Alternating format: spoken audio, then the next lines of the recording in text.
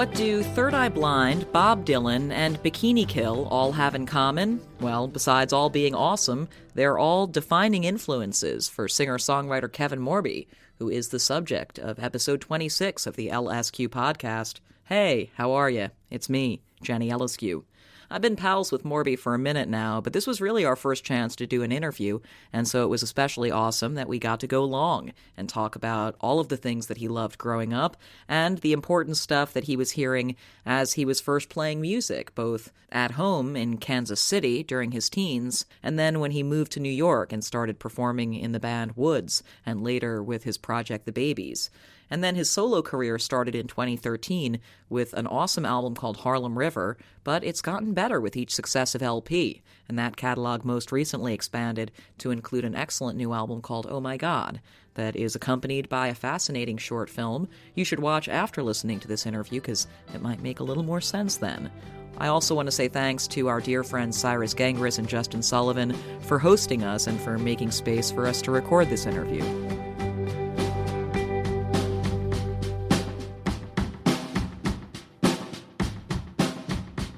Hi, Kev Morby. Hi, Jenny LSQ. The crazy thing I was thinking about is that not only is this our first long interview, but this is our first interview ever. Yes. Never have we sat with microphones separating us before. That's true. Yeah. Yeah. I guess it's the friendship interview when we first met each other. Yeah, this is the first time. I'm excited because, as I've told you before, I've been hearing your voice for years. And not only am I a big fan, it's a thing with a fan turns into a friendship. But also my parents are big fans. And, the other night you met some friends of mine who are big fans. Wow. You have a famous voice. What a way to start. Yeah. Thanks, Kev. I feel warm and fuzzy inside. No problem. Yeah, earlier this week in LA, it was really just a beautiful event that you hosted there at the, what is that? The Masonic Lodge. Right, the Masonic Lodge at Hollywood Forever, at Hollywood Forever Cemetery. It's intriguing to have just watched the short film that goes with the album just days ago and listening earlier to the new album and thinking about how it fits into your catalog to date, raises for me, a lot of questions of my favorite kind, which is just like, how did you get to be this dude? Where at this point you've had these albums now to refine what it is you're trying to execute. So I always think it's interesting to just, look back and ask whether the sound that you're making nowadays is sort of to you in your head, the same kind of sound you were always trying to make when you began. Yeah, sure. It definitely is, but it's also funny because in terms of the solo career, it's all happened so quickly so far. It's only been 5 or 6 years, and this is my 5th record. So I already have this catalog that's easy to look back on and see the differences, but at the same time, it's all sort of happened in a flash, and the flash is still going. I still feel sort of, it's kind of hard to have, it's sort of hard to look back at it right now just because I feel like I'm still so caught up in it. I feel like maybe in like 10 years, maybe things will have settled down a little bit and I can kind of look back and really get really dig in. The long view, yeah. Yeah, the long view, exactly. But I mean, I guess the thing, the intangible thing that you're searching for, the thing that the feeling you're trying to achieve, like when you play a song that you wrote, like whether that's still kind of the same feeling that you were going for when you decided. Absolutely, for sure. That's definitely still happening. And I mean, there are obviously things that I can, I can see and recognize changes. I can tell you the specific things that have changed in the sound. And some of those are very conscious decisions. And sometimes it's things like you can hear my voice at 29 sounds a lot different than my voice at 25. And, now I just turned 31, as you know. You're at my birthday party last night. Whoop. And I think my voice probably sounds different at 31 than it did at 29. So there's some of those factors that I can definitely tell you about those changes. And each album has its own sort of vibe. But it's almost like the past 5 years, and I even already have a record done that will come out next year at some point. Damn. Already recorded and everything. Nice. And I kind of am envisioning these 6 records, these first initial 6 records are all kind of a part. It's almost like they're all one album or something, if that makes sense. Obviously they're not meant to be looked at that way, but they're all almost coming out of this big spurt of creativity or something. And Yeah, if that makes any sense. Like they all play off of one another. You know, it's like I wrote Singing Saw, for example, which is my third album, and that album really spoke to Los Angeles, and you know, it was very orchestrated, and there was a lot going on, and a lot of different instrumentation and backup singers. And so for the next record, I wrote it very quickly, and it was kind of the opposite of that, where the landscape, you know, within the subject matter was to take place in New York, and I wanted it to sort of more reference New York bands like Velvet Underground or Patti Smith, and maybe have it be a little bit more minimal. It's like I keep writing records that are trying to do the complete opposite of the one that came before it. Right. If that makes sense. It does, but of course, I'm sure you must listen, even yourself, listen and hear that they have similarities from one to the next, or that there's the things you can't resist, the sort of urges that you can't resist, Absolutely. no matter how you try and reapproach it. For sure. And it's a funny thing to be like, oh, it's completely different than the last one, Right. you know? And if I play it for, you know, anyone, yeah, especially one of my friends are like, it sounds like you. It all ends up sounding like me, and I've got these big ideas of how everything's so different in my head. But I think with your initial question, I am still sort of writing towards the thing or writing for the thing that was my initial inspiration. And especially having played in bands for so long, you know, my first solo record came out when I was 25. And for the first half of my 20s, I was playing in other bands and kind of learning how to do the whole thing and learning how to tour and learning how to write songs. And, you know, I was in a band called Woods, which I played bass in. And that band really taught me just kind of how to be on stage in front of people and how to tour professionally. And then I was in the Babies, and the Babies was kind of this perfect way to begin fronting a band because I was in it with one of my very good friends, Cassie Ramone, from the Vivian Girls. And so she had already taken on this whole life of this star in this other band. And so being able to co-front something with her really took half the pressure off of me, you know? So, and it was largely my songs in that band, but it was kind of like it was like my training wheels front person job or something. And I was able to take both of everything I learned from both of those bands and right around, you know, my mid-20s, put it all into this other thing. Yeah, and like I said, it just seems like it just gone by very, very quickly. Right, but at the point when you decided to finally do your own thing, was it something that had been like building up for a while, where you were just like, I want to do my own thing, I need to do my own thing, it's only a matter of time. Yeah, absolutely. And again, back to that initial question where I felt like I had something to say that I couldn't say unless it was just me. You know, if it was just, it had to like my name had to be so closely attached to it, and that wasn't going to happen until that point. And yeah, I feel like I there's a sentiment in my music, and I'm not quite sure like the specifics on that sentiment. I think you can figure it out by listening to it. But I feel like that always exists in my music, and that's what I needed to, you know, go solo to be able to achieve. When you say a sentiment, do you mean like a musical sentiment, or do you mean a thematic sentiment? I think both. I think both are in there.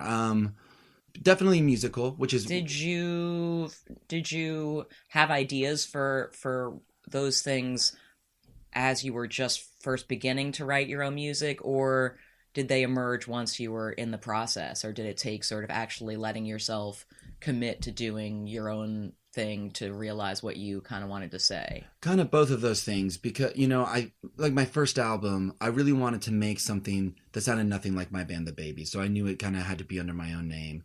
And I just was, you know, after playing with the same three people for 5 years, and, you know, I love those people very much. But after doing that, I was just so into the idea of having, like, when you're solo, you know, it could just literally be anything. You can make a record sound any which way. You can play with any players, and there's just this freedom. And sometimes it's a little scary too. You know, I think in a band you have this sort of built-in army, and it's kind of like, you know, you and your crew against the world. Right. And for better or for worse, when you do you know, step out on your own, it can be really exciting with all that freedom. But sometimes it's just like you out there in the middle of a field. Literally taking a photo of yourself yes, in a field exactly. for an album cover, maybe. see also my album cover, Singing Saw. There I am in the middle of a field, scared. But I'm really into the freedom of it. You know, I'm a huge fan of Lou Reed, and I love, like, if you look at his career, and I guess that's what I mean, like, maybe it's not really until you're on your deathbed that you can look back at your whole catalog, but it's like, you look at someone like Lou Reed, and he has made some of these, you know, almost perfect records. And I hesitate to say that he's made a perfect record, because I don't think any record is ever absolutely perfect. I think that there's records that can be perfect with their imperfections, but I think that like a career like his, you look back at it and there's so many records and they're you know, some of them are so wildly different from one another, but it's almost like his whole career, it's like the records are songs or something, and his whole career is the album, if that makes sense. And I think of my stuff in that same way. I think there's a lot of people, and you know, everyone's different, and everyone, you know, people can follow this route and make incredible things and take 5 years to write albums, by refining and editing their music. But I think for me, I'm into like releasing first takes, or I'm not too into to editing my lyrics, and I just love the process, and I love just getting things out and kind of just like throwing fuel into the whole vehicle, if that makes sense. Right. So it's also interesting to me to think that some of the artists that I know are favorites of yours are dudes who you associate most iconically with eras when they were older, you know? Sure. I mean, obviously, some of us think of Dylan and think of Babyface, Little Dylan, right? You know, fucking, you know, Another Side of, or something like that. But nowadays, you know, you think of crusty old Bob, and you know, you think of Lou, you know, in the years before he passed, and you think of, you know, Leonard Cohen never not having been like a wise old man, or whatever. So it's interesting to me thinking about what you were saying earlier about your voice changing as you get older, and have you already sort of imagined what your voice might sound like when you're an old dude? I think, yes, I have. You know, it's got to be pretty deep, because it seems like that's the way it happens for us. It's funny because it's gotten a lot deeper just from singing all the time and like socializing and being sort of in this perpetual tour and constantly meeting new people. I feel like, you know, I already had to quit smoking, you know, that was like ruining my voice. And I had a polyp in 2015 that I had to get removed, and I couldn't talk for a month, which was actually this sort of very amazing meditative month of my life. Cause I'm someone who really likes to fill the air up with, you know, conversation. I don't like when it goes quiet too often. So sometimes when I'm forced to do that, it can be this sort of magical experience, which that ended up being. But yeah, I've definitely, you know, if you listen to my first record, the first song on my first record, it's called Miles, Miles, Miles. And it sounds like a little child angel singing. I'm like, whose voice is that? Like, listen to those notes. Baby Kev. It's Baby Kev. There's no way I could even get close to hitting those notes. And if you see me perform that song live, which I still do, you know, I have to kind of do it in this different way. But I've always really loved the limitations of vocals. I think, you know, it's like a very thing. It's like with a lot of men, you know, like a lot of the men singers that I like, very few of them have amazing voices. I mean, there's people like, you know, I guess I enjoy like Frank Sinatra, or, you know, someone like Sam Cooke, or, you know, stuff like that. Like, there's a difference between a performer of song with their voice and a singer-songwriter and the voice that they have that they can't avoid. You know, they didn't get a record deal for their voice. Right, exactly. And all those people are my favorite singers. There's that Silver Jews lyric that is all my favorite singers can sing, and I've always really related to that, to the point where if anyone says anything bad about my voice, I hold it as a sense of pride. Like it's kind of like I like that. I'm like, that's right. I can't sing, and I've gotten as far as I've gotten. You know, it's kind of like I also dropped out of high school. You know, I don't have like a conventional high school diploma. I did get my GED, but it's a sort of thing too, where any step of success that I take, I'm like, I did this without a high school diploma. PSA, you're just like, it's still like I'm telling my, you know, math teacher, like, see, but yeah, my voice will probably just continue to get worse. Well, let's go back to that time, the time when you dropped out of high school / prior. What's your earliest memory of feeling like drawn toward music? It's my earliest memory is this funny because I've ended up talking so much about this band. You know, some people have their stories of like listening to the Beatles for the first time, or hearing, you know, whatever, Nina Simone, and that made them want to play music. But for me, fortunately / unfortunately, it was Third Eye Blind. But a great band. That first record's great. So good. But it's just a funny thing because if you Google Kevin Morby Third Eye Blind, I've probably talked about this quite a bit, and I will for the rest of my life.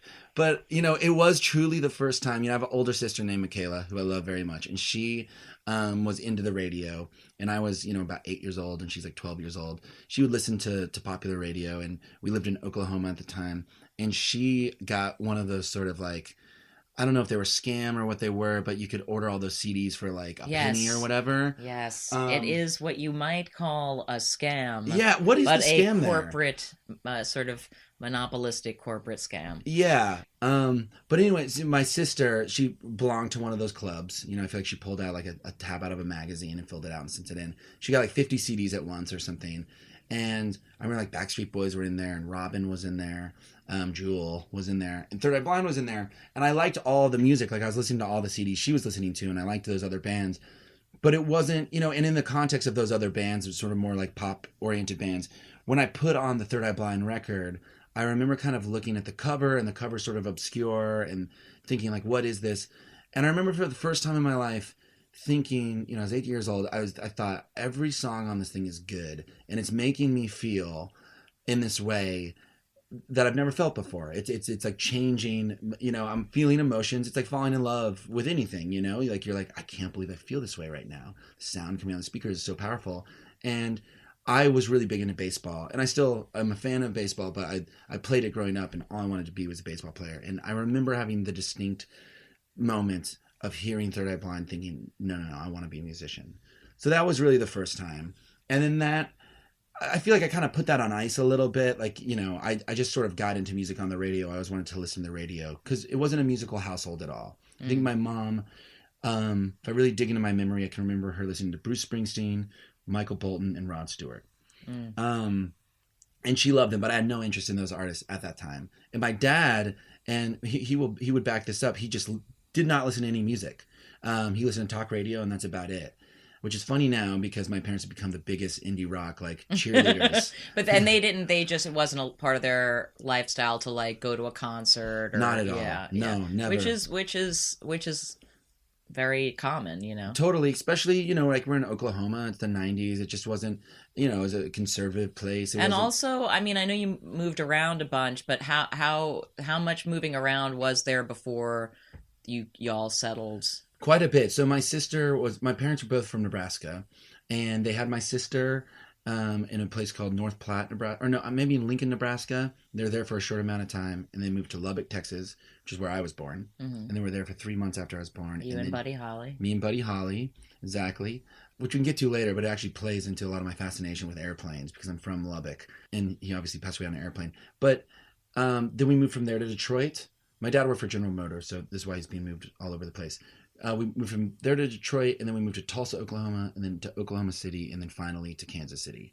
Right. And then actually we were like 2 years into Kansas City, and my dad got relocated again to St. Louis, and he actually just moved. So we wouldn't have to move around anymore because it's pretty hard on us. Right. And he would come back on the weekends and stuff.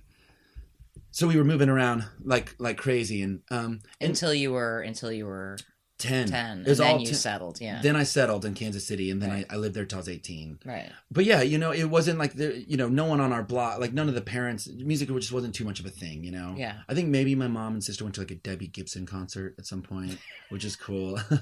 I remember going, I think the only real outing like that where I saw a famous person is we went to see Bill Clinton speak one time, maybe at the Oklahoma City Bombing Memorial, or something like that.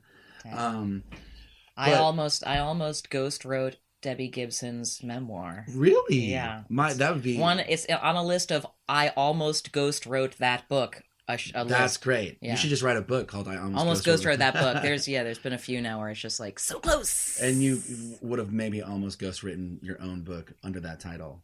Yes, exactly. It's very meta. Exactly. But that's I love that. But so I heard Third Eye Blind, and then I feel like that went on ice for a little bit, and I just became a fan of music and was listening to it, but wasn't actively trying to make it. Because when you're a kid, and especially when you don't grow up in a musical household, there's no guitars around, there's no records around. And you live in Oklahoma, it literally seems impossible, like an impossible feat. Though I will say Hanson came about as we were like living in Oklahoma, and my sister went to a pool party where Hanson performed. Pre Middle of Nowhere, which is their big breakthrough album. And we have their like sort of CDR, but I get before CDRs, but like their homemade booklet of their covers album, which is officially their first album. Wow. And I remember listening to that and thinking, this is okay. But it literally seems impossible, like there's just, no one who makes music.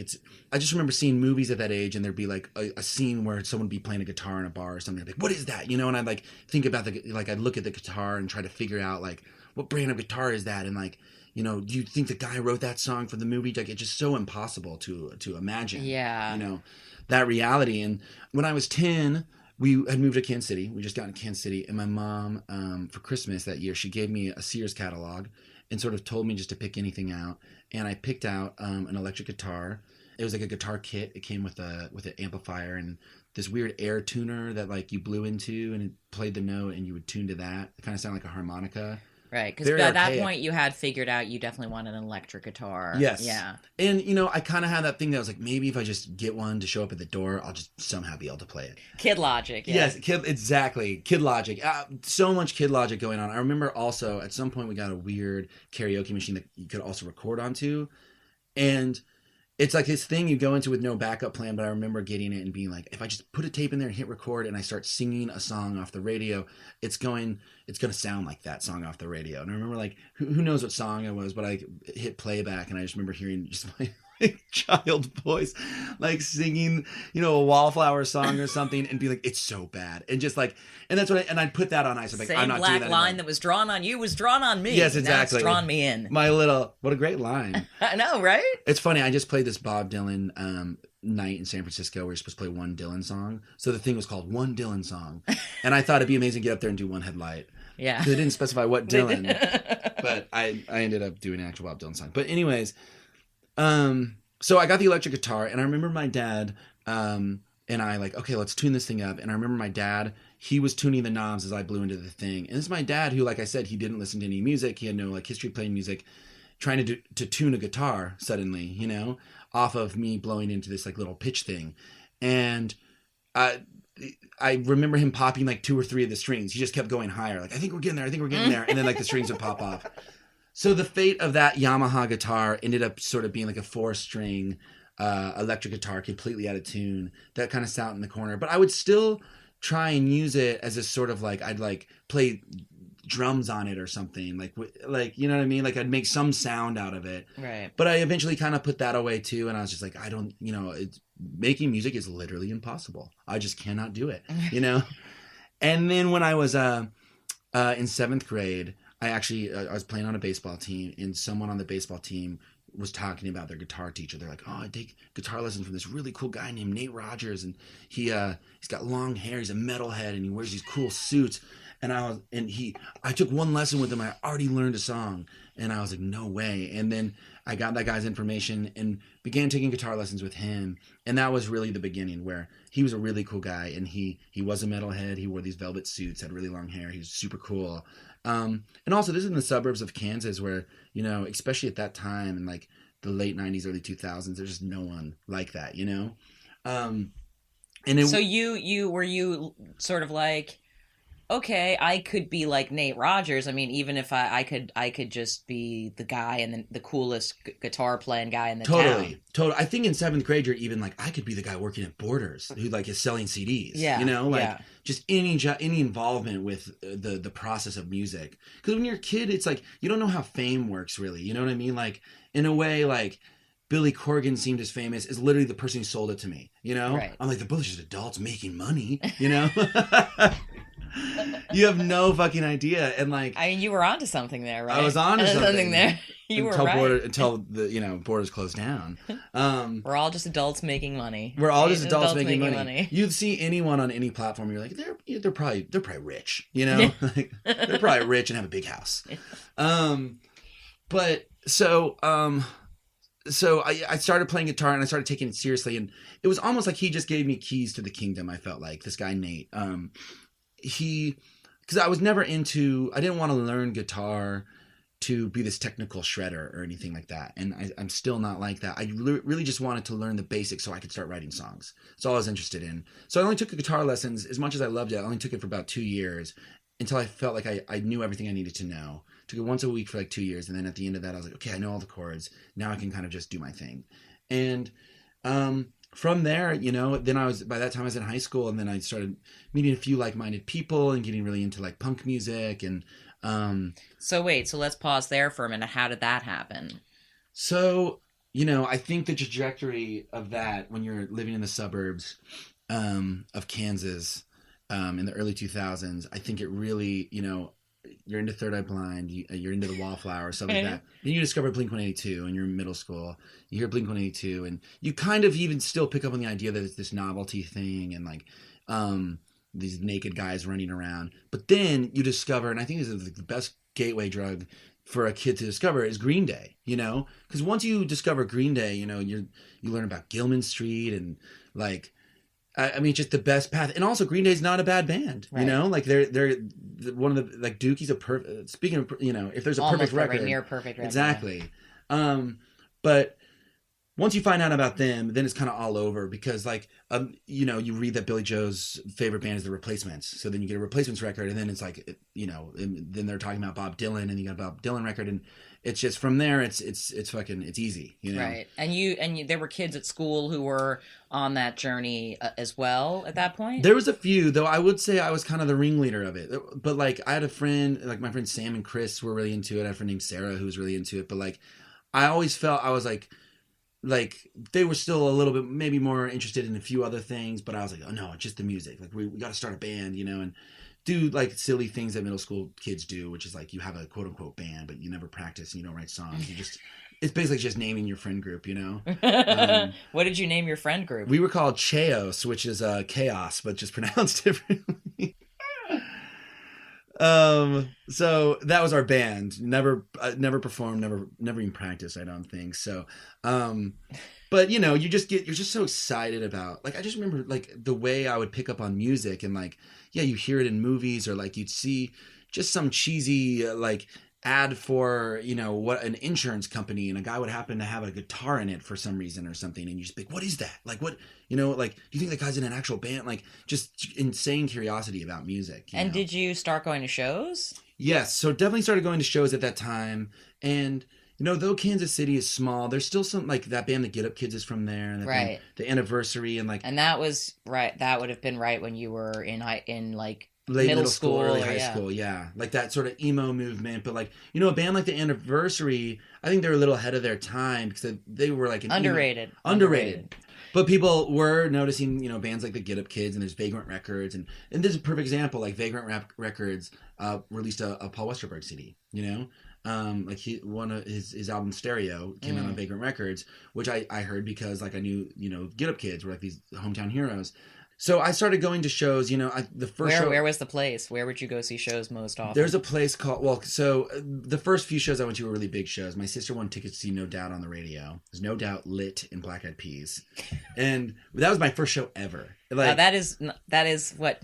The year 2000, 1999 in a nutshell. Yes, exactly. And like, I remember my sister winning tickets and just being, I was like, you are taking me. You can't take one of your friends. You have to take me. And we went Sandstone Amphitheater. It was called at the time. Now it's like called Verizon Amphitheater or something. But like, that was my first show ever. And then I think I saw like Blink-182 and Green Day. I saw Weezer and Tenacious D and Jimmy Eat World. Bands like that, bigger shows at arenas.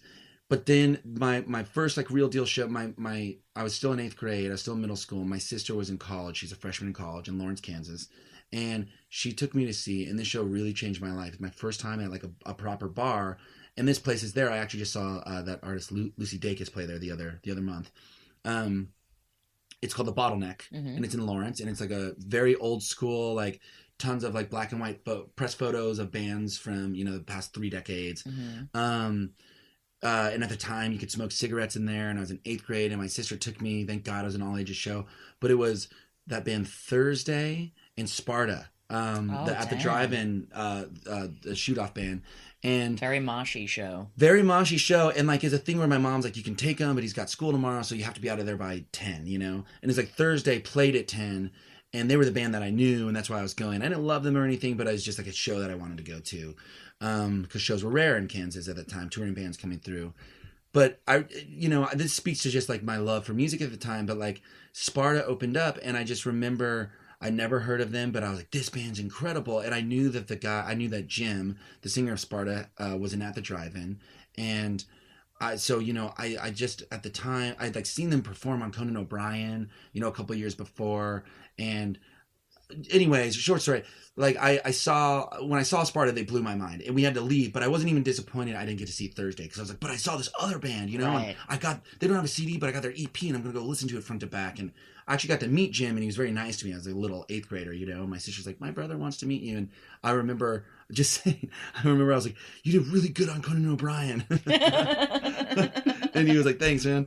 But I saw that, and then once that happened, it was like getting the straight dope. You know what I mean? Like these amphitheater shows seemed impossible. Like there's no way that I could ever be someone like that. And but Sparta seemed like, wait, Sparta, if I could be like Sparta. Exactly. Right. It was like, there's not, like that stage isn't that high off the ground. I could get up there, like someday maybe. And then the next show I went to was also the Bottleneck, and it was the Weaker Thans and the Promise Ring. Same sort of deal, where I knew who Promise Ring was, but I didn't get to stay for them because it's too late. But I saw Weaker Thans, and then that blew my mind. And that's in 8th grade, and like you're a band like Weaker Thans, you don't even know what kind of music it is, and that there's so much poetry in those lyrics, and it's not anything I still listen to, but it definitely blew my mind, Yeah. So that was all in 8th grade, and I had this kind of foot up on a lot of people, because my sister, I had this older cool sister in college, and in the hip college town, to take me to these shows. And there's a record store called Love Garden, which actually this hat is from Love Garden. It says Kansas on it. Oh, nice.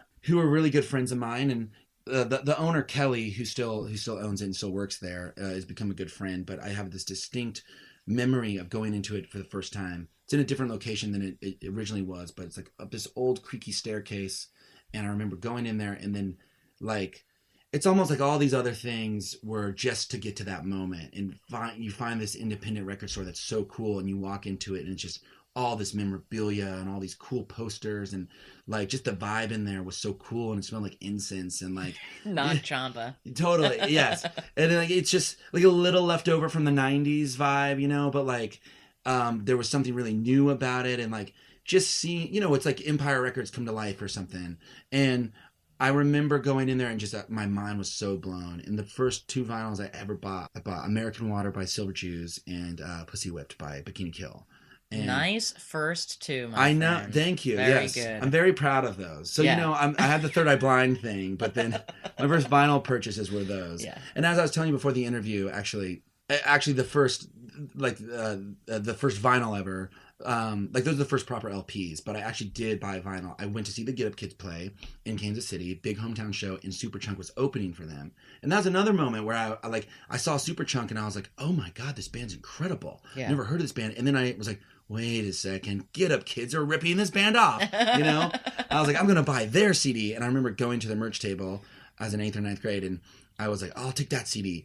And the woman working the merch table was like, this isn't a CD, this is a 7-inch record. She's like, do you have a record player? And I was like, I just lied. And I was like, yes, I know what that is, And so technically that's the first vinyl I ever bought. And so when did you start writing songs? About sophomore year. So sophomore year, all these things are just steps, and they all lead to the next big thing. But a little bit more just happenstance. My dad had bought this pile of tapes from a garage sale or something like that, and we had this old boat that would go out on the boat.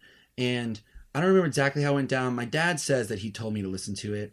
In my memory, I just found it.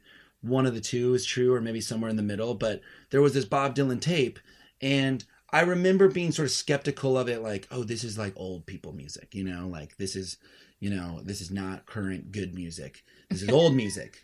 Like, look at the guy on the cover. And it was the Greatest Hits Volume 1. It's that silhouette of him on stage. And I was hanging out in the boat, and like I would go out in the garage, and like there's like this small little like engine boat that we owned, and I'd go out there and just like mess around in it and pretend I was on a boat in the water or something.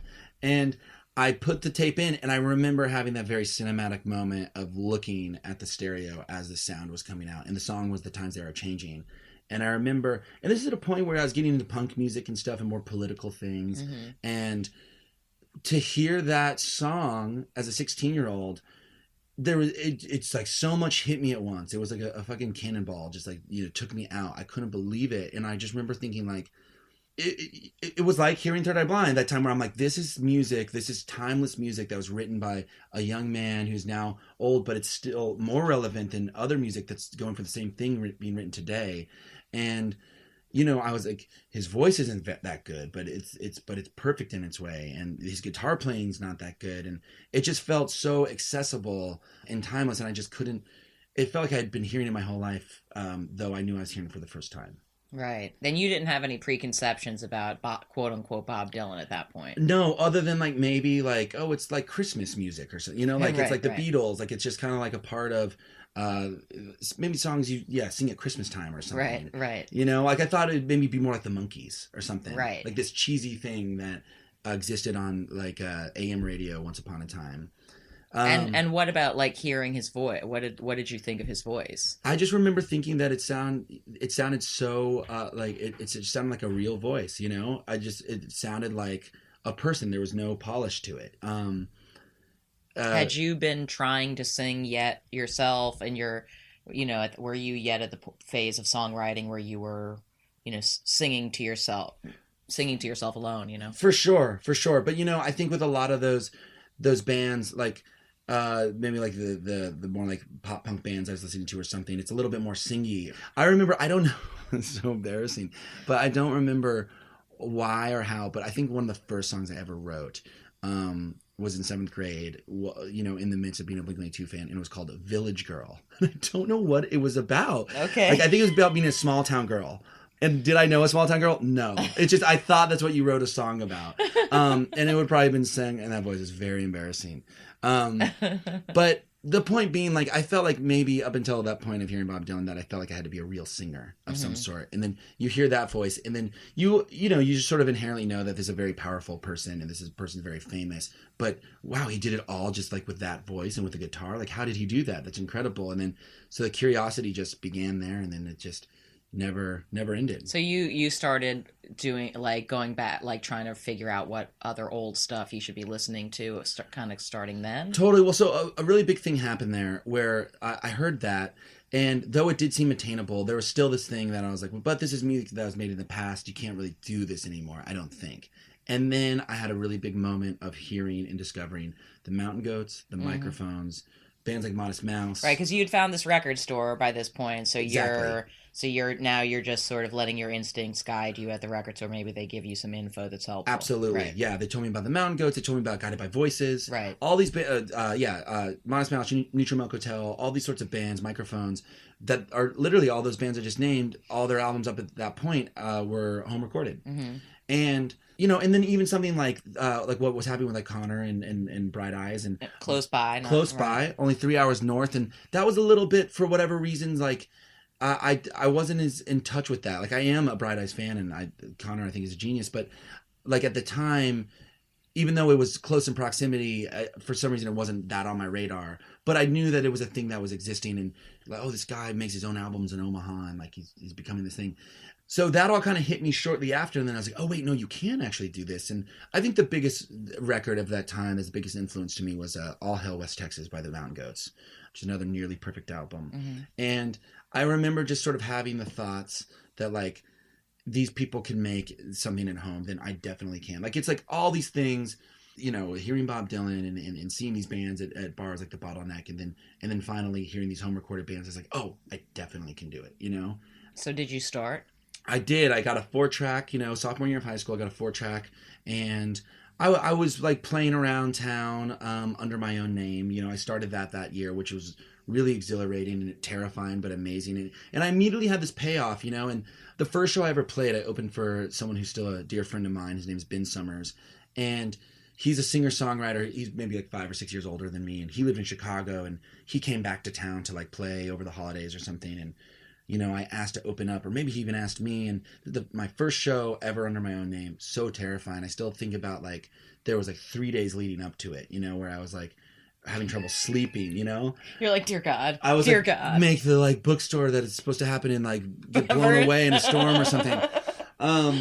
But But yeah, it was at this bookstore called Prospero's, and I do remember having this thing, you know, and this sounds egotistical, but it's just a thought that I had, and I remember being there, and I remember having been nervous for days, but when is my, you know, like the show began and I was the first act before Ben, I remember going up to the microphone and being like, I'm gonna be good at this. Like I just had I was like, I'm meant to do this. I need to do this. And I remember everyone's reaction. I think they were a little stunned because it was kind of strange music. It was like listening to someone who didn't really know how to write a song or how to quite figure out exactly what a song was or what my voice was, you know, but I think there was some passion in there. People could just pick up on the fact that I was really serious about it. And were you playing acoustic guitar? I was playing acoustic guitar, yeah. Right. And so began me sort of playing around town. And I feel I was like the well-respected sort of songwriter guy around town.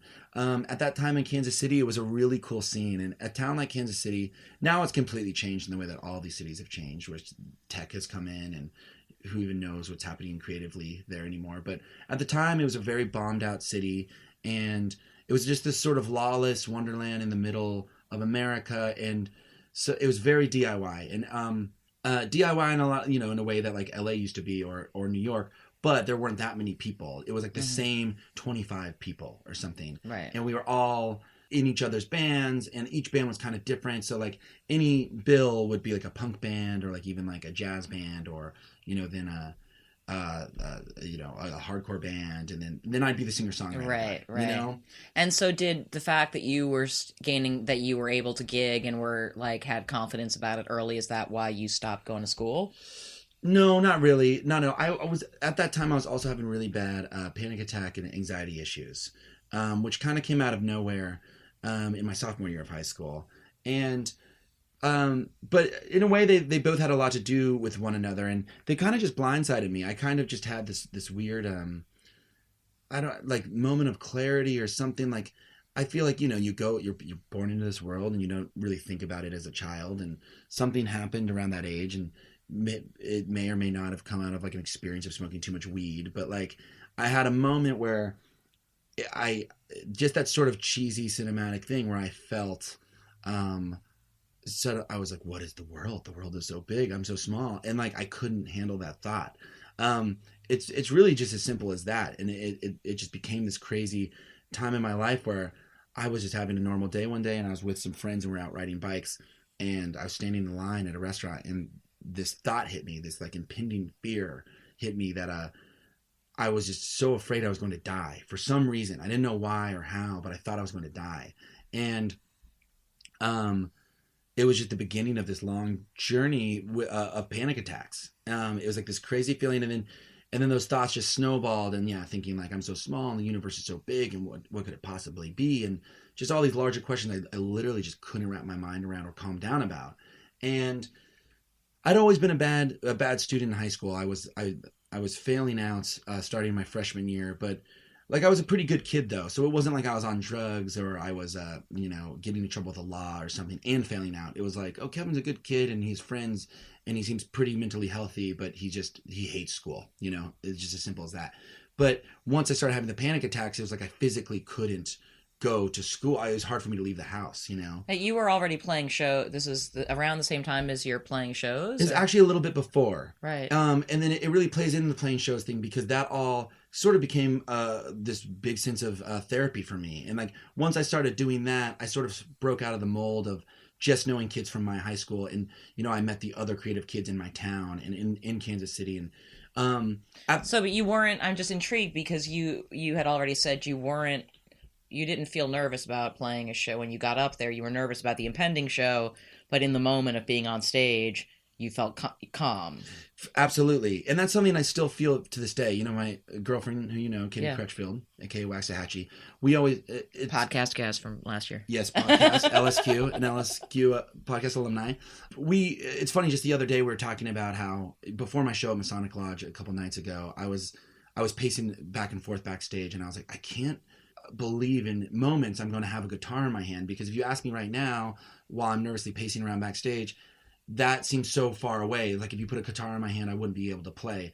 But once a guitar is in your hand as a performer, the world suddenly makes sense. And I think that's what I felt walking up to the microphone to play at Prospero's Books to 25 people for the first time, where I was so nervous about it happening. But the moment I was in position, I was ready for it. And it felt like, oh, this is the best feeling in the whole entire world, you know? Right. But so that all kind of like, that was definitely around the time of the panic attacks, but they've been a little bit more contained at that point. Because this moment did happen where I was meeting kids, the more shows I went to and stuff. I was meeting more kids who lived more properly in Kansas City. You know, I lived pretty far out in the suburbs, and you know, the further you go out in the suburbs, like the more conservative and strict it becomes. And then I met all these kids who had more liberal parents and just a different way of life, you know. And once I started kind of becoming a part of that all kind of played into me getting over my panic attacks, if that makes sense. And I met people like Anna St. Louis, who's a dear friend of mine who I put out a record. She's someone I grew up with. She's a perfect example of like, I remember meeting her, and I never met someone like her. Like, she had a Chelsea haircut at the time, and like, you know, she was this cool person, and her mom owned this hip restaurant, and her stepdad at the time, like, you know, listened to things like Bob Dylan and Neil Young. And Anna, for my 17th birthday, she gave me a vinyl copy of Harvest, you know?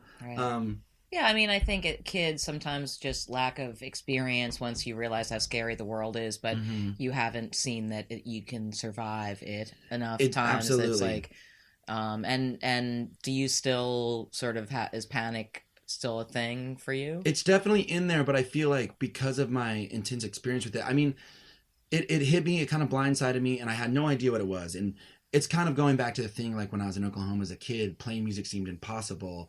You know, like when you're young, before you know the world can be so accessible, and especially in those times before iPhones and stuff like that, the world, like, it just seemed like the world is just what you know of it, you know? I was like, the world is just this suburb that I live in, and it's, even though sometimes I get to go to these shows and stuff, like, I'll never leave this town, I'll never do any, you know, like, I'll never get out of here. So I don't, these big, larger than life thoughts that no one can really answer were hitting me, and I just felt crazy by them. And so, you know, I started going to therapy, I started being put on antidepressants, stuff like that. And like that sophomore year of high school really became about like my mental health and like just containing that. And I went to like an outpatient. Because your parents were like, we gotta work on that. We gotta do absolutely. it. Yeah. And you know, they were just they were oblivious to what was happening. You know, they were like, what is wrong with our son? You know, like why? And like I said, like my dad was living in St. Louis at the time, and my mom's mom was actually dying around that time. My sister was in college, so we're all kind of scattered, and it was just it was a very strange time. And I learned a lot. It's one of those things that it was horrible and horrifying while it was happening, but it really changed my life, because when I came on the other side of it, so, you know, I was on antidepressants, and at a point I was prescribed Xanax, and I was taking sleeping pills just to be able to calm down and to be able to like sleep properly. But when I came out of all of that, on the other side of it, which really happened in my junior year of high school, which is my last year of high school, I kind of got this hippy dippy a therapist who, you know, I saw a couple more like conventional therapists at first who, I had this one therapist who just very suburban, very cookie cutter guy who would just say like, oh, when you're having a panic attack, you know, why don't you go to Sonic and like get a cold drink, you know, like that type of guy. Who you know. You've seen the movie Thumbsucker, have you? Yes, I have seen that actually. Some of this is reminding me. For sure, yeah. Which is one of my favorite movies. Oh, it's great. I haven't seen it in a long time. Keanu is great in that movie. I forgot Keanu's in that. He's the dentist who tells the kid like, find your spirit animal. Well, so that character, like that kind of guy was Dr. Albloff, who I ended up seeing, who's the first, like he listened to NPR. Probably the first time I ever heard NPR was like, you know, it very quietly playing in his waiting room. And I was like, what are these, you know, monotone voices? Like, but he was really the first person. It's like one of those things where I remember going in and being like, you know, just kind of like, just belting it all out. Like, oh, sometimes I'm afraid I'm going to die and the universe is too big and I just don't know how to, you know, I can't wrap my mind around all these questions. And I remember him just sort of like, he had a big white beard and he like breathed in and he's like, and he was like, what's so wrong with death? And even him saying that, like that line of thinking, I was like, oh my God, you just blew my mind, you know? So when I came out, I feel like my junior year, I really came out of all of this. And, you know, I stopped taking the medicine and I was seeing this cool therapist for the first time. And I was performing more and more around town and I was meeting touring bands were coming through and I was helping book shows and all of it kind of had to do with one another. You know what I mean? And I also just sort of had this revelation. And at that point, I was so far behind in school and I had so much to do to make it up. And I'd been sent to this alternative school which is actually a pretty cool program. And I think it's done a lot of good for a lot of kids. But once I was there, I was just kind of like, there's no real reason for me to finish high school.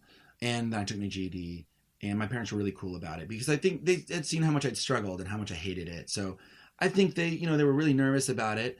And certainly my sister never had done anything like that. And she'd always played way more by the rules than I had, but they were cool about it, and they signed the papers, and I took the GED. And then it was funny because then my life became this thing where, when you're a kid and you drop out of high school, you think it's going to be incredible. You think you're going to walk out the door and it's just going to be incredible.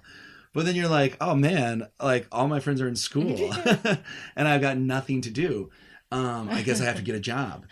And so I had a couple shitty jobs, and I hung around Kansas City for about a year, which was also really good and important for my story, just because I had this year, I call it my loser year, where I really had no ambition, and I just really like floated around town and worked some shitty jobs and just kind of smoked cigarettes all day long and was just pretty lost and confused. And, like I'd been very inspired to drop out of high school, and I felt like I had all these things I wanted to do, and I hadn't really done any of them. And then I basically, I convinced myself that if I didn't move to New York, basically right as I turned 18, that I would just never leave Kansas City, and I would just end up living a sad life there. So I left shortly after I turned 18, and then it's the best decision that I ever made. Right, because New York is where you met your bandmates and all that shit. Exactly. It's where I met Woods, and it's where I joined Woods, and there's a long version of the story, but I was there for like 2 years. Like New York initially, I did go out there with a guitar. I actually took the train. I'd only been on a plane once in my life as an early teen, when I was like 13 or 14. And so I really couldn't wrap my mind around the concept that I could suddenly go from Kansas City geographically, that I could be in New York City in 2 hours. It was too much for, and I'm still having all these like residual echoes of like, the panic attack stuff. And I'm like, I don't want to take myself out of this environment too quickly, or it'll be too much for me. I'll break my mind, my mind just kind of got put back together. So I took an Amtrak train, and I stopped in Chicago because I had some friends who were going to college there. And then I stopped again in Cleveland because I had a childhood friend who was living there. And, I thought to myself, if I get too scared, I can always just get back on the train and go back to Kansas City. But, I continued on. And after Cleveland, I got on a train and I went to New York. And it was amazing. It was like a movie. It was truly like a movie. Like I think New York's one of those places that you can move to and you can have the worst time in the world. Things can go so completely wrong in that place. It's like they'll either go completely wrong or they'll go completely right. And I was just very fortunate that it really just went, everything about it was just incredible.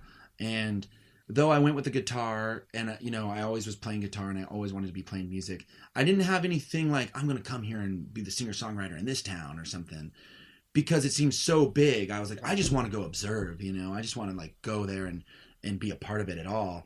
And even that was enough. And so I did that for about 2 years, and then fate sort of just handed me this, this opportunity where I met Jarvis and Jeremy from Woods, and they needed a bass player, and they asked me to play bass, and that kind of began the journey that I'm still on. Did you continue writing just sort of alone your own songs during that entire time, even while you were playing bass and collaborating with those guys? Absolutely. And I will say, though, it's funny, like, it's a big fish in a small pond sort of thing. Like in Kansas City, it seemed like I was this good songwriter, but the moment I was in New York, I remember my third day in New York ever, I went to this, there's this promoter called Todd P. Maybe you remember. And Todd P. had put on this acoustic show on Roosevelt Island. All his bands were playing. This was a great time to be a young new band in New York and Brooklyn. It was so incredible. Like it was so, because it was what was happening in Kansas City, but was suddenly with thousands of people. Yeah. You know what I mean? Or like 1,000 people. Right. And everything that was cool about Kansas City, like the little bit that was cool about it was a big part of New York, And so I remember going to it's my third day in New York. It's so photogenic, like you're in Roosevelt Island, which is, between Queens and Manhattan, and you're like, you just can't believe the fucking view. And I remember Woods played, and Meneguar, their other band, and Matt and Kim played. I met Kim. She was one of the first people I met, and it was really funny. She came up to me, and she just started talking to me. She could tell I was like alone, and she's like, oh, me and my boyfriend have this band called Matt and Kim. We're going on a tour. And I remember being like, Matt and Kim, band name like that, they're never going to go anywhere. But I saw all these great bands, and so suddenly I was like, oh, I'm not even going to try to play guitar in this town. Like, I'm not even going to try to sing. Like, who am I compared to these people? but then when I joined Woods, it did give me some confidence, but and being under Jeremy and Jarvis, sort of like being schooled by those guys, like they had been at it so long. I was 19 and they were like 29, and Jeremy is so creative, and he had the Woods' label, he signed in all these amazing bands, and I mean, really just changed everything. The first tour that I did with him was in Europe. I'd never been to Europe in my whole life, never thought I'd ever go, and just sort of being in that environment, because we all lived in a house together in Bushwick, and just around Jeremy writing songs constantly, and I just saw that, like, oh wow, this is like an actual way of life. Like, you could actually do this. You might have to make a lot of sacrifices, or maybe not make as much money or whatever, but like, you can actually be a working musician. I want to talk a bit about lyrics and themes and things like that, because it definitely seems like a couple of things you've mentioned in this conversation so far, particularly like traveling, and death, right? It seemed like to me, like two of the most recurring motifs in your music. I mean, has it been kind of a transparent part of the process to you that this curiosity or dread, or sort of the mystery of death, is like something that you're aware is a thing you want to keep writing about? Absolutely. And I think it's just a little, I can't even fight it. It's just something that I'm so inherently interested in, or it just comes out so naturally, and I think that's for a couple of reasons. Some of that spawned from the sort of panic attack sort of situation, of thinking of like the world at large, but that kind of got tucked away. But then when I moved to New York, I made a friend who was my best friend. His name was Jamie Ewing, and he's very close with like Justin and my whole New York crew, and he was really kind of like the king pin of this whole crew. He was in a really great punk band called Bent Out of Shape, and he was like this crazy, larger than life sort of character who he was just kind of like the main staple of this certain scene that I fell into, and I kind of like worshipped this guy from afar, and then we ended up becoming best friends, and like for the last 10 months of his life, we would like spend almost every day together. And it's like talking about like how I fell in love with Third Eye Blind, like I fell in friend love with my friend Jamie. And I've heard Phil Elverum talk about this in recent interviews since his wife passed away. But he's like, I was always singing about death, or always concerned with death, or like felt like I had something to say about death. And then when my wife passed away, I learned that it's very real. It became this other subject, because you do think everyone's going to think about it, because it happens, but until it hits you, and you're like at ground zero of a blast like that, you start to think about it differently. But all this is just to say that Jamie, as we're sort of in this honeymoon period of our friendship, we've been friends for about a year, best friends for about a year. He passed away from a drug overdose, and that I couldn't help but become fascinated with death. So I think that like that continues to this day. You know what I mean? Like I'm still writing songs that are inspired by him or his death, and it's just had a big impact on me.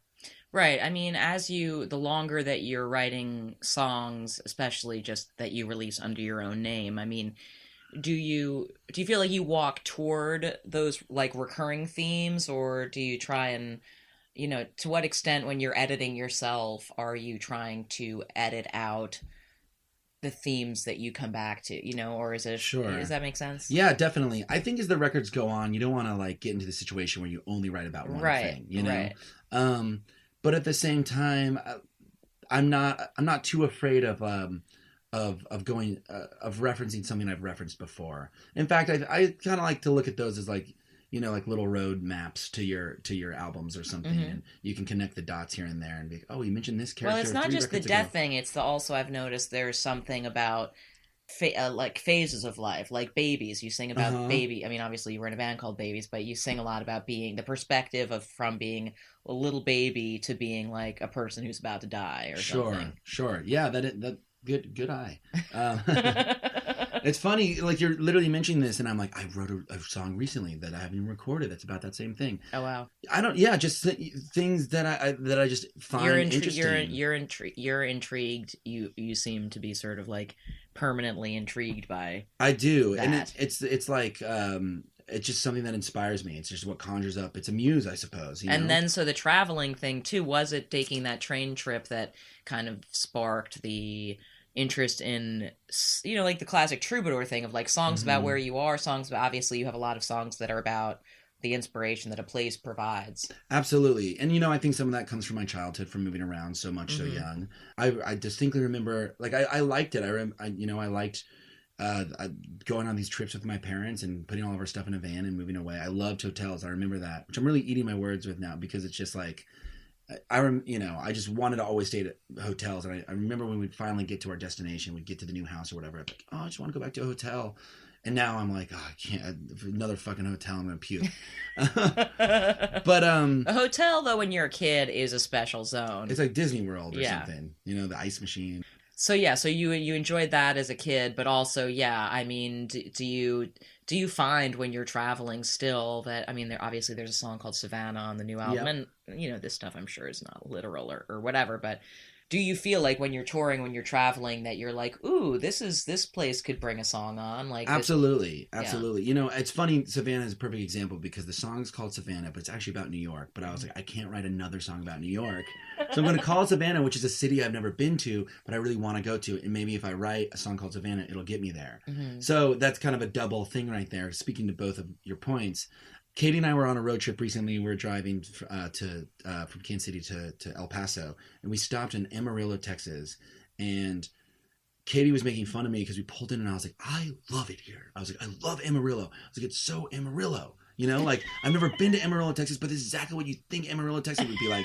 And I don't know what it is, but I love cities. I mean, that's like the whole thing of city music, and like, I just love it. It's why you love a village girl. It's why I love a village girl. It sounds stupid. It sounds like I'm the mayor or something, but I'm like, I love people and I love cities and I love, I love hotels. I love hotels. Yeah. So I don't know. I'm fascinated by these places. I'm fascinated by, you go to any place and there's so many, everyone's just so distinctly a person from that place. You know what I mean? You meet someone from Amarillo, Texas, and they'll say something a certain way, and you're like, man, only in Amarillo, Yeah. And they probably have this pride about Amarillo in the same place that someone from Philly has Philly pride, or like, I'm fascinated by all of it. And I feel like there's this thing in the middle of the country, in Kansas, like, especially, like, you're in the very direct center of America.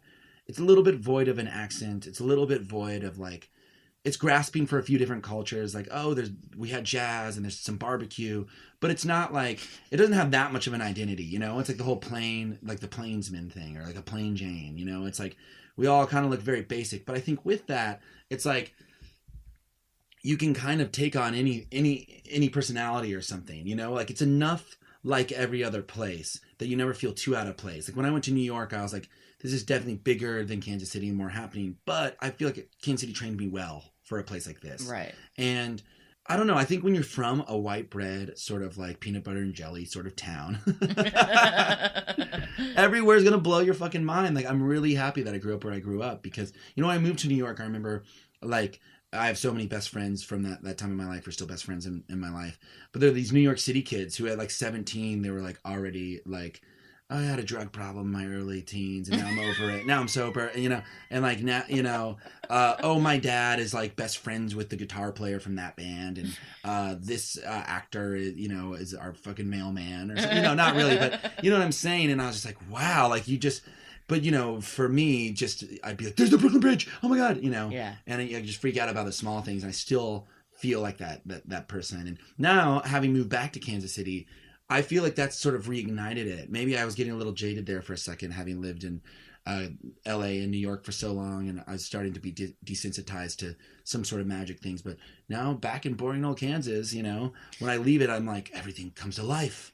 Well, that's also because when you're in Kansas for long stretches, you're relaxed because of the backyard hot tub sauna scenario. That is a very pimp upgrade to. It is a just pimp like upgrade. It's affordable living and it's luxury in my own yard. I was talking to my friend Alex Bleeker, who plays in that band Real Estate, recently.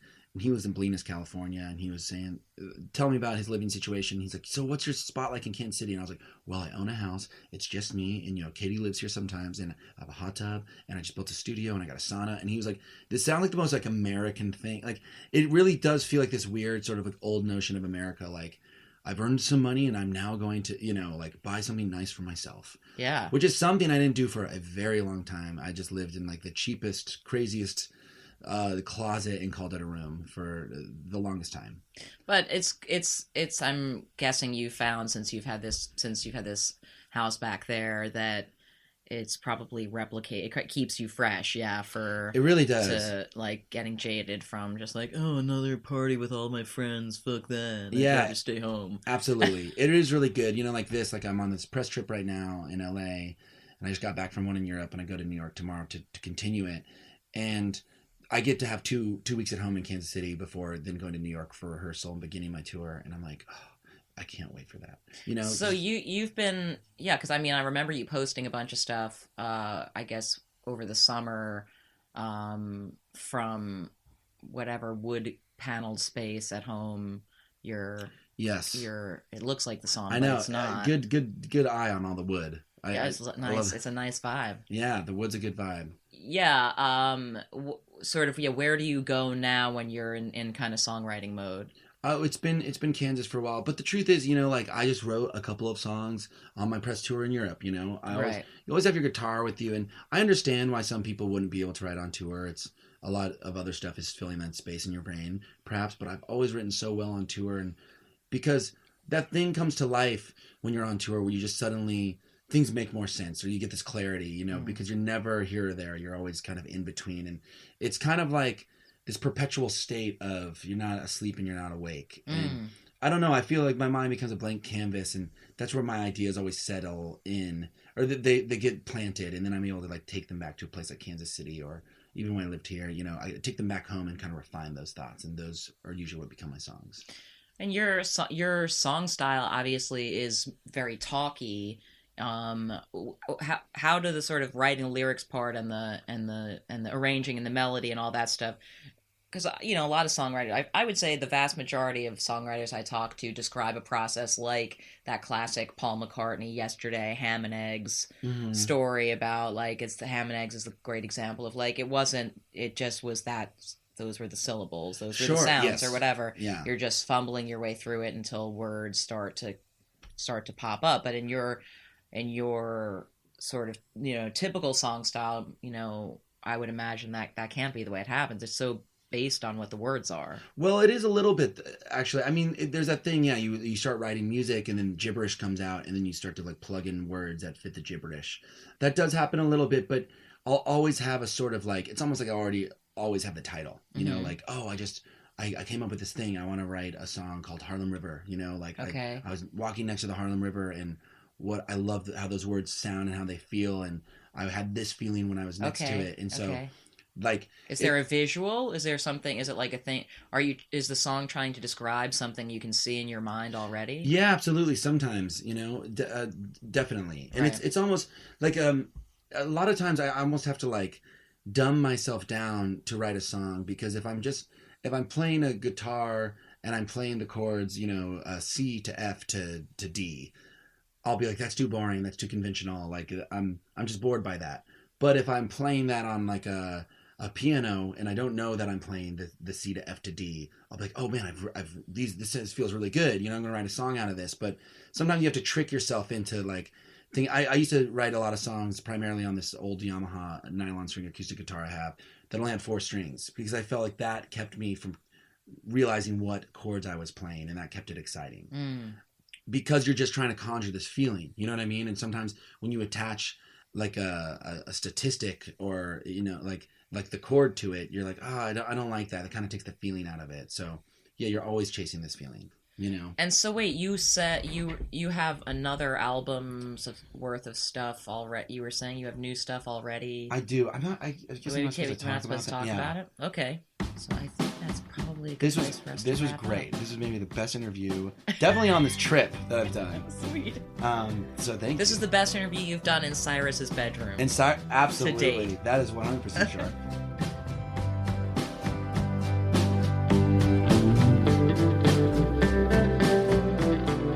All right. Well, thanks again to Kevin Morby for being awesome and for taking the time to chat for LSQ.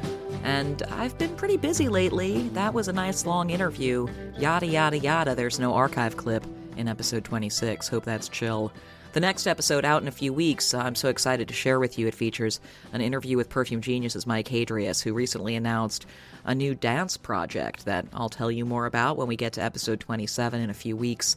Reach me with feedback on Twitter at JennyLSQ, and if you haven't subscribed yet, get in there. Thanks for listening.